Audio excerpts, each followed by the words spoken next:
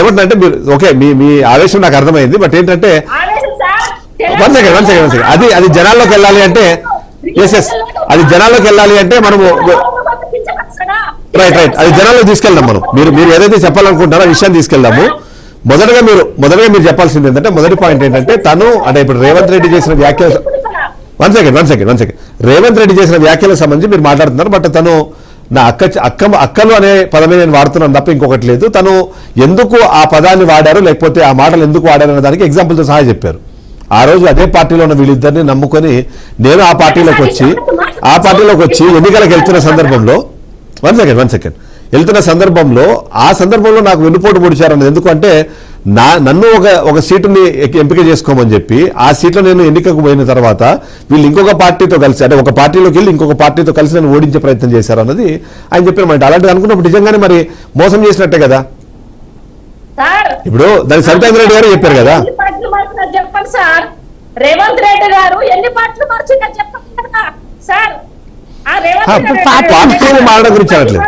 Party ఎన్ని పార్టీల నుంచి వచ్చింది మీకు అసలు క్వశ్చన్ అర్థం కాదు, మీకు ఆన్సర్ రాదు. ఎందుకు మాట్లాడుతున్నావు? అక్కడ ఏమడుగుతున్నారు, ఏం చెప్తున్నారు డిస్కషన్ కాదు సార్. నేను ఒక్క క్వశ్చన్ అడుగుతాను, ఆగమనండి. నేనే అడుగుతా, ఒక క్వశ్చన్ అడుగుతా ఆగమనండి. విజయలక్ష్మి గారు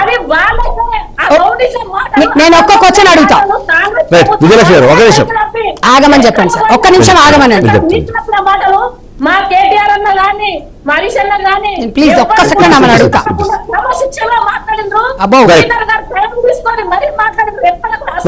విజయలక్ష్మి గారు ఒక ప్రశ్న సంజయ్ రెడ్డి గారు క్వశ్చన్ ఇస్తారు, మీరు సమాధానం చెప్తారు. One second please. విజయలక్ష్మి గారు ఒక నిమిషం ఈమె ఏంటి సార్? ఈమె విజయలక్ష్మి ఏంటి అసలు? ఈమె ఏంటి, వార్డ్ మెంబరా లేకపోతే గల్లీ లీడరా లేకపోతే మహిళా అధ్యక్షుడు? ఎక్కడ మహిళా అధ్యక్షురాలు?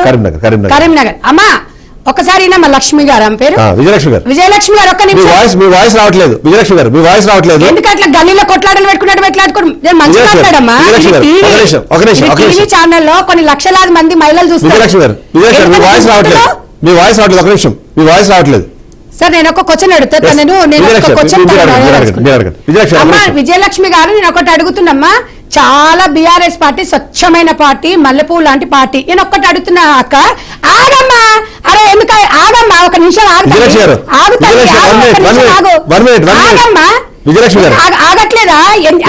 నువ్వు ఒక నిమిషం ఆగవా? ఇద్దరు ఒకసారి ఇక్కడ ఇంటరప్ట్ చేస్తాను. సెకండ్ ఆపమని చెప్పండి ఆమె. అయితే నేను అడుగుతున్నా విజయలక్ష్మి అమ్మ, ఒకటి అడుగుతున్నా. నేను ఈ వేదిక ద్వారా అడుగుతున్నా, 5 సంవత్సరాలు నువ్వు మొత్తం చెప్పుకుంటున్నావు కదా, 5 సంవత్సరాలు మహిళలకు చట్టసభలలో కేసీఆర్ గారు ఒక మంత్రి పదవి గాని ఏమన్నా ఇచ్చినారా? దాని గురించి నువ్వు రోడ్డు మీదకి ఎందుకు కొట్లాడలే? నువ్వు మహిళా అధ్యక్షురాలు కదా, నీకు అవకాశం ఎందుకు ఇవ్వలేదు? నీలాంటి మహిళలు తెలంగాణలో ఎంతో మంది ఎమ్మెల్యేలు గెలిచిరు కదా, మంత్రి పదవులు ఎందుకు ఇవ్వలేదు? అప్పుడు ఎందుకు నువ్వు అడగలేదు? దానికి నువ్వు ఆన్సర్ చెప్పాలి.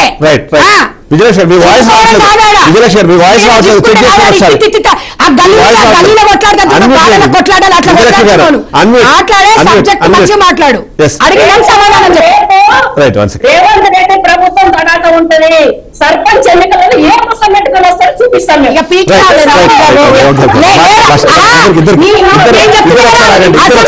ఎలక్షన్ లో నీకు వచ్చిన ఓట్లు నీకు ఎంపీ దాంట్లో వచ్చినాయి, ఇక నీకు సర్పంచ్ దాంట్లో వస్తాయి. ఇలాంటి ఒక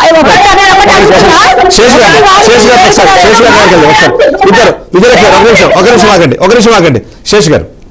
ఇక్కడ మొత్తానికి అంటే మనం ఏ సందర్భంలో చూసినా సరే మహిళలకు సంబంధించి ఎవరు న్యాయం చేశారనేటప్పటికీ అందరికీ మొదటగా వచ్చే ఒక బెంచ్ మార్క్ ఏంటంటే 2014 నుంచి 2019 వరకు ఒక మహిళా నాయకురాలు కూడా మంత్రి పదవి ఇవ్వకపోవడము. చాలా కాలం పాటు మహిళలకు సంబంధించి చాలా పదవులన్నీ కూడా అప్పుడు పెట్టడం. ఎందుకంటే సరే ఆ రోజు ఎవరికి వాళ్ళు ఈక్వేషన్ చెప్పినప్పుడు కవితమ్మ అక్కడ వాళ్ళు ఉన్నారు కాబట్టి కల్వకుంట్ల కవితకి పొజిషన్ లేకుండా వీళ్ళకి ఎవరికైనా మంత్రి పదవి ఇస్తే ఏదో ప్రాబ్లమ్స్ అనేది ఒకటేదో ఎప్పుడు వినిపిస్తూ వచ్చింది. అది నిజం అబద్ధం కొంచెం పక్కన పెడదాం. ఈ బెంచ్ మార్క్ 5 years అనేది మాత్రం ఎప్పుడూ వచ్చే ప్రశ్న. దాని సమాధానం చెప్పడంలో ఎప్పుడు టీఆర్ఎస్ ఫెయిల్ అవుతుంది, లేకపోతే దానికి వాళ్ళ సమాధానం లేదనే మాట వినిపిస్తుంది. సో దాని నుంచి స్టార్ట్ చేస్తే ఇప్పటి వరకు జరిగిన దాంట్లో ఎలా చూడాలంటారు? ఇప్పుడు మనం రాజకీయాలను మహిళల గౌరవాన్ని వేరువేరుగా చూడాలి. రెండు కలిపి చూస్తే ఇట్లా ఘర్షణ వాతావరణమే ఉంటది. రాజకీయాల్లో మాట్లాడాలంటే, రాజకీయంగా మాట్లాడాలంటే రేవంత్ రెడ్డి ప్రభుత్వం 31,000 కోట్ల రూపాయల రైతు రుణమాఫీ చేసింది, సంతోషం. రేవంత్ రెడ్డి ప్రభుత్వం ఒక స్కిల్ యూనివర్సిటీ తెస్తుంది, సంతోషం. రేవంత్ రెడ్డి ప్రభుత్వం ఒక జాబ్ క్యాలెండర్ తెస్తుంది, సంతోషం. మనం అప్రిషియేట్ చేయాలా, ప్రభుత్వాన్ని పెంచుకోవాలి, రేవంత్ రెడ్డి చొరవను కూడా మనం అభినందిస్తున్నాం.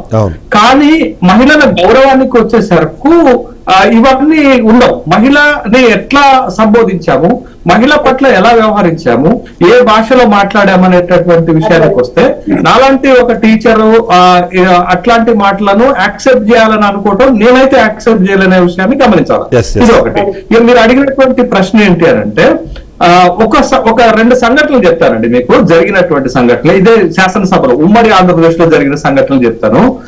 2004లో రాజశేఖర రెడ్డి గారు అధికారంలోకి వచ్చిన తర్వాత శాసనసభ సమావేశాలు జరుగుతుంటే రాజశేఖర రెడ్డి గారు కొంత ఆవేశంగా మాట్లాడతారు. అట్లా ఆవేశంగా మాట్లాడుతున్నటువంటి సందర్భంలో ఒక మాట దొరికింది. ఏంటి అనంటే, చంద్రబాబు నాయుడు నీ తల్లి కడుపులో నుంచి ఎందుకు పుట్టానా అని బాధపడేటట్టుగా చేస్తాను అనేటటువంటి ఒక వ్యాఖ్య చేశారు. దానిపైన తీవ్ర దుమారం రేగింది. 2 రోజుల తర్వాత రాజశేఖర రెడ్డి గారు ఆలోచించుకున్నారు, నిజంగా నేను ఇంత హార్ష్ గా ఈ మాట మాట్లాడకుండా ఉంటే బాగుండేది అనే ఉద్దేశంతో సభలో చంద్రబాబు నాయుడుకి క్షమాపణ చెప్పినటువంటి సందర్భాన్ని చూసాం. ఆ సందర్భంగా రాజశేఖర రెడ్డి గారి యొక్క హోదా, హుందాతనం పెరిగింది అనేటటువంటి విషయాన్ని గమనించాలి. అదే రాజశేఖర రెడ్డి మహిళలకి ఎంత విలువ ఇస్తారంటే, తన మంత్రివర్గంలో 5 మహిళలను మంత్రులుగా పెట్టుకోవటమే కాకుండా అత్యంత విలువ గౌరవాన్ని ఇచ్చేటటువంటి వాళ్ళు. సబితా ఇంద్రారెడ్డి గారు, డికే అరుణ్ గారు ఉన్నారు, కొండా సురేఖ గారు ఉన్నటువంటి సందర్భం ఉంది, గీతారెడ్డి గారు ఉన్నటువంటి సందర్భం ఉంది. 5 మహిళలు కూడా చాలా చాలా రెస్పెక్ట్ ఇచ్చేటటువంటి సందర్భాన్ని మనం చూసాం. ఇక ఇంకొక ప్రశ్న మీరు అడిగారు, టిఆర్ఎస్ పార్టీ అధికారంలోకి వచ్చిన తర్వాత మొత్తం తెలంగాణ సమాజం అంతా కోరింది, ఆకాశంలో సగం అంటాం. ఇవాళ అసలు చట్టసభల్లో మహిళలే లేరురా అంటే, వచ్చినటువంటి మహిళలకు అవకాశం ఇవ్వటంలో మొత్తం 5 సంవత్సరాల చరిత్రలో 2014 నుంచి 2018 4 సంవత్సరాలు, 4.5 సంవత్సరాలు ప్రభుత్వం కొనసాగితే ఒక్క మహిళకు కూడా మంత్రి పదవి ఇవ్వనటువంటి సందర్భం ఉన్నప్పుడు ఖచ్చితంగా రాజకీయ పరమైన విమర్శలు వస్తాయి. బీఆర్ఎస్ పార్టీ మహిళలకు హుందాతనం లేదు, మహిళలకు అవకాశాలు లేదు, మహిళల స్థాయిని పెంచలేదు అనేటటువంటి విమర్శలు వస్తాయి. ఆ విమర్శలు ఆ పార్టీ పేరు ఉన్నాయనేటటువంటి విషయాన్ని మనం గమనించాలి. మొదటి అయితే అసలు మహిళా మంత్రి లేకుండా ఎన్ని సందర్భాలలో ఎన్ని విమర్శలు వచ్చినా లెక్క చేయకుండా కేసీఆర్ ప్రభుత్వాన్ని నడిపినటువంటి విషయాన్ని చూడాలి. సందర్భం అది కాదు కదా. ఇది అక్కడ సందర్భం ఏంటి అంటే, శాసనసభలో జరుగుతున్నటువంటి సందర్భంలో వాళ్ళిద్దరు అక్క తమ్ముళ్లే, వాళ్ళిద్దరు అక్క తమ్ముళ్ళు పిలుచుకునేటటువంటి చొరవ ఉంది, వాళ్ళ మధ్య బంధుత్వం ఉంది, అన్ని ఉన్నప్పటికీ కూడా బట్ ఫ్లోర్ సాక్షిగా మనం మాట్లాడేటప్పుడు ఏ భాష వాడాము, ఏ పదజాలాన్ని ఉపయోగించాము, ఖచ్చితంగా క్యాల్కులేషన్స్ వస్తాయి, లెక్కలోకి వస్తాయి. బట్ ఇక్కడ ఒకటి ఏంటంటే, ఒక కన్విన్సింగ్ మాట ఏంటి అంటే, సబితా ఇంద్రారెడ్డి గారికి కాంగ్రెస్ పార్టీ చాలా చాలా గౌరవం ఇచ్చింది, చాలా అవకాశాలు ఇచ్చింది. అంటే మొత్తం దేశంలోనే మొట్టమొదటి మహిళా హోం మంత్రిగా అవకాశాలు ఇచ్చిన సందర్భంలో, పార్టీ మారినటువంటి సందర్భంలో సహజంగా కాంగ్రెస్ కష్టకాలంలో ఉన్నప్పుడు ఆమె పార్టీ మారింది కాబట్టి కాంగ్రెస్ పార్టీకి ఆ విధమైనటువంటి కోపం సబితా ఇంద్రారెడ్డి గారి పైన ఉండొచ్చు. కానీ మీరు పార్టీ మారారు, కాంగ్రెస్ కు ద్రోహం చేశారు, మీకు అవకాశాలు ఇచ్చారు అనేటటువంటి మాటల వరకు ఓకే. కానీ వాళ్ళ